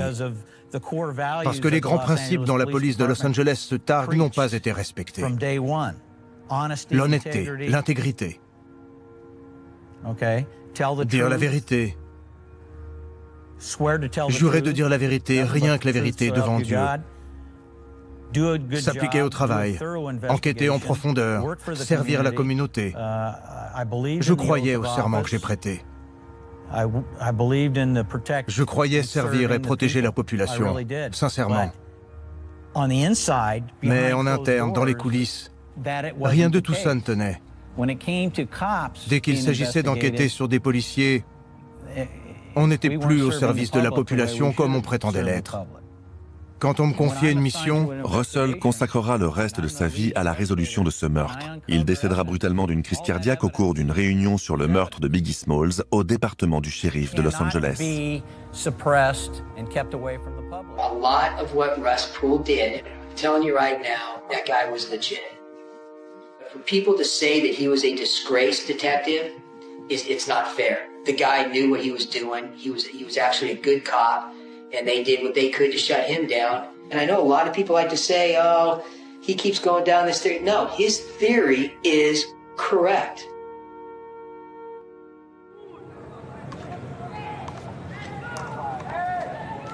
Je n'ai rencontré Suge Knight qu'une fois, en 2002, alors qu'il était incarcéré pour sa bagarre avec Orlando Anderson. Greg Keding et Russell Poole s'accordent à dire que Suge Knight a commandité le meurtre de Biggie Smalls sans jamais en avoir été inquiété. Lors de ma visite à la prison de Mule Creek, Death Row battait déjà de l'aile. Dr. Dre et Snoop Dogg étaient partis et Suge Knight tentait de diriger Death Row depuis la prison. Oh, okay. You know, like I said, I haven't did no interviews, so I want there's no slander and funny stuff. I gather you don't want to talk about the murders of Biggie and Tupac. I mean, you know, that's my little brother. As far as any negative things or the incident that happened, naturally, now talk about him is something different. Okay. Suge était déjà passé à son ennemi suivant, Snoop Dogg, qui venait de quitter le label. If you hear about a lot of the artists, someone used to be on Death Row, someone on other labels, you might hear them getting caught with drugs, getting caught with a gun, stab somebody, do those type of crimes. They're not gonna come to prison. One of the reasons they're not gonna come to prison. Snoop? Well, Snoop would never come. I mean, Snoop was on, you know, we beat a murder trial for him, but then he was on probation. Then he got caught with 2 ounces of marijuana. Then he got caught with guns. And each time it's nothing. They're not going to violate him. Because for the street guys know what I'm talking about. There's no puzzle. I mean, if you get a guy that constantly getting in trouble and never going to come to prison, that's because he's an informant. He's a rat, a snitch, you know. And they're more important to the police on the streets than in here because they let them know what's going on. They might save their soul by telling on 3 or 4 or 5 other guys. And, you know, I'm from Compton and a rat is the lowest you can go. A rat will do anything. Suge avait un message personnel pour Snoop.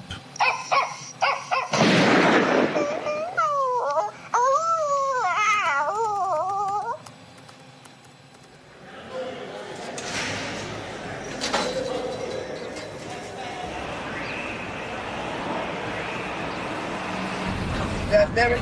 After motherfucker dead in 6 years, I'm gonna have a drink for everybody this motherfucking day. Quand Suge est sorti de prison en 2001, le nom du label est devenu The Row. Mais il n'a jamais décollé, ses affaires n'ont jamais prospéré. Suge comptait sur la réputation de Death Row, sur la réputation d'artiste qui ne faisait même plus partie de sa vie. J'ai quitté Death Row en 2002. Le label était mort. C'était plus qu'un QG pour les gars du gang.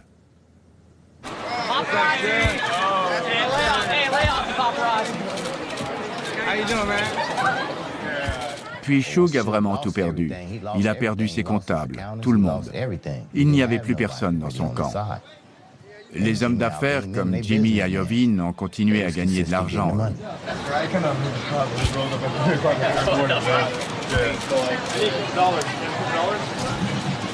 Où est passé tout l'argent? Je sais seulement qu'aux idiots, l'argent file entre les doigts. Les idiots perdent leur argent en faisant des choses idiotes, comme Suge. On sait que les gros bonnets ont le butin, et ils sont partis avec. Je te garantis que David Kenner est pas fauché, lui. Ted Field non plus. Il descend de la dynastie des Field. Et le clan Seagram, il est mêlé à tout ça. Il n'est pas fauché. Mais Suge a tenu tête aux mauvaises personnes, de la mauvaise manière. Personne ne fait peur à Jimmy Iovine. C'est pourtant évident. Hey, that's coming from the east to the west. Hey, check this out. This my home, my BJ. You know what I'm saying? My PO let me out here, but I fuck with me, my niggas right here. Rule over here, but this BJ is my nigga. This family, this like my brother. I'm gonna fuck niggas up behind the homeboy. La fortune de Suge n'était plus ce qu'elle était. Il ne gagnait plus d'argent. Sauf que sans argent, il n'avait plus rien à donner aux gars du quartier. Alors ils l'ont lâché. C'est pour ça qu'après, on le voyait souvent tout seul. Quand les gars des rues ont compris, ils s'en sont pris à Suge.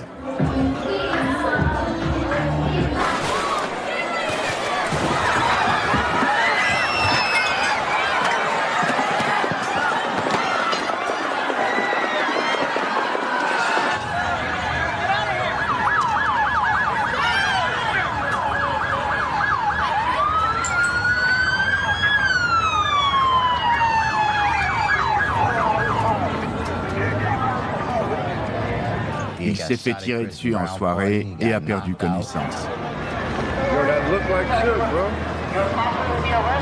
Les gens le voyaient et lui disaient qu'il ne valait plus rien. Il lui arrivait des choses qui lui seraient jamais arrivées auparavant. C'est comme Moïse. Moïse portait un voile pour cacher le fait que la lumière avait disparu de son visage. Le voile de Shug s'est levé et tout le monde a vu qu'il n'avait plus aucun soutien. Il ne faisait plus peur à personne. Tout ce que je sais, c'est qu'aucun de ceux qui ont travaillé chez Death Row n'a de maison, de belles voitures, ni de compte en banque bien rempli.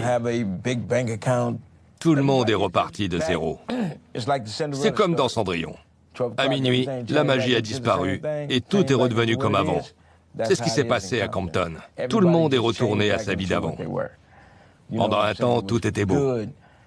Ils ont eu Tupac pendant 11 mois, quelque chose comme ça. Tout le monde était au sommet. Mais dès qu'il est mort, chacun a repris sa petite vie dans le quartier. Tout s'est envolé. De la misère au luxe, retour à la pauvreté. Retour à la poussière. This is Rosecrans in Atlantic. I believe this is still Compton. Looks like more than likely they were shot while trying to fill up their car with gas. Shug Knight lutte pour garder la mainmise et fait naître une rivalité entre les membres de son propre gang qui commence à s'entretuer. Beaucoup de gens sont morts à cause de lui, y compris mon frère. Des mecs sont sortis d'un fourgon et ils l'ont fusillé. Je crois qu'il a reçu 9 ou 10 balles. Et il s'est effondré. Je connais bien ce genre de scène. J'y ai assisté plein de fois. Et c'est ce qui lui est arrivé. Je pourrais dire que ce qu'on lui a fait est inconcevable. Mais c'est la vie qu'on menait. C'était le genre de choses qu'on faisait. Les fusillades, tout ça. C'était mon quotidien. J'étais obligé de vivre comme ça.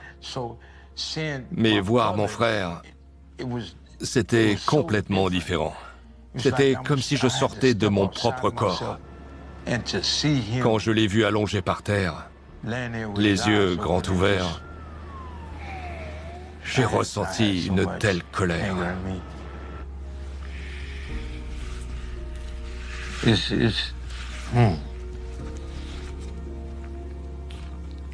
C'est difficile de parler de lui. J'ai les larmes aux yeux quand je prononce son nom.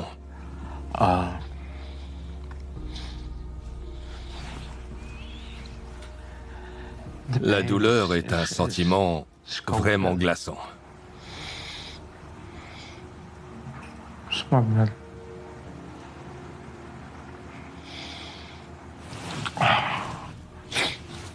Dans une certaine mesure, sa mort n'a pas été vaine. Sa mort t'a apporté quelque chose. Elle m'a beaucoup appris. Elle m'a permis de comprendre que je me faisais du mal et que je faisais du mal aux autres. Je suis entouré de personnes aujourd'hui qui ont vécu la même chose avec leurs frères. Je ne peux que demander pardon pour la vie que je menais. J'essaie de me racheter. J'essaie d'aider les gens.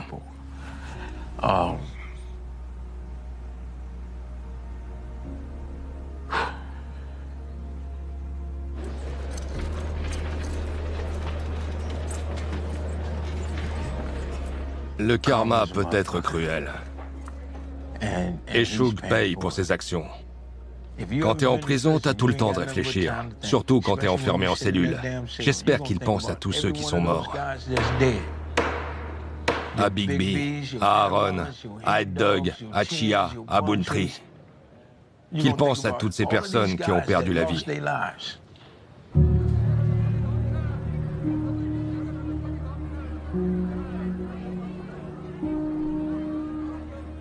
Les témoins se sont sentis plus libres de parler dès que Shug a entamé sa peine de prison. La plupart des personnes présentes le soir du meurtre de Biggie gardaient leur secret depuis 25 ans. J'ai refusé toutes les interviews pendant des années. C'était trop risqué. C'est dangereux d'en savoir trop.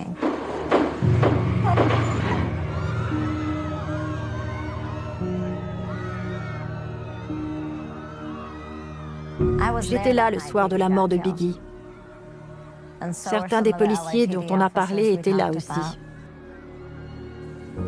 Je serais prête à parier que des policiers étaient impliqués. Mais ils ne font plus partie de la police, donc ça importerait peu. Est-ce que vous vous souvenez d'avoir vu David Mack et Rafael Pérez au cours de cette soirée? Ils étaient là. Oui, ils y étaient. Parce que la police de Los Angeles a fourni une toute autre version. Sans rapport avec elle? Oui. Je n'en doute pas. C'est quoi sa version? Qu'un gangster du nom de Pucci aurait tiré sur Biggie. Peu importe qui a pressé la détente, finalement. Même si je ne suis pas d'accord avec cette idée. Je dirais que dans tous les cas, peu importe l'identité de celui qui a tiré sur Biggie et qui l'a tué, il n'y serait pas arrivé sans l'intervention et le soutien de policiers. Ça aurait été impossible. Ils étaient partout. Après les Soul Train Awards, aucun événement n'était organisé à Los Angeles, surtout s'il y avait une majorité de personnes noires, sans que la police ne soit sollicitée. Elle était partout. C'est comme ça que ça fonctionnait. Ils ont forcément fermé les yeux. Ils étaient complices de tout ce qui s'est passé et des activités de Death Row.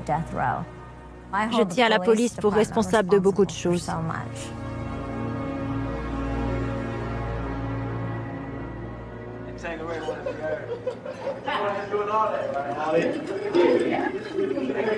What up? You ready, nigga? Yeah. Ready for that raw dog shit, nigga? I only on the underground, man. Okay, all right. Let me see how I'm gonna hit you with. You wanna set it off?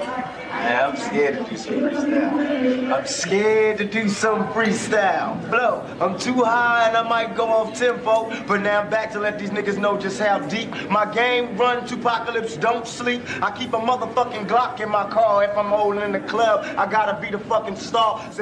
Tupac et Biggie se fichaient de toutes ces conneries. Le plus malheureux dans tout ça, c'est que la cause de leur mort est une guéguerre complètement puérile. Money, hoes and clothes, blood smoke coming out the nose is all a nigga knows. Flipping on foes, putting tags on toes, watching the stash grow, clocking the cash flow. Ils étaient amis, camarades de quartier. Et au fond, au moment de la mort de Tupac, ils étaient toujours amis. Parce que lorsque j'ai annoncé à mon fils que Tupac était mort, j'ai lu de la douleur dans ses yeux. Quand je pense que ça aurait pu finir autrement, j'en ai les larmes aux yeux. Où en serions-nous aujourd'hui s'ils étaient encore en vie? Le monde a perdu deux êtres qui auraient pu faire toute la différence. Peace and love. Here we go.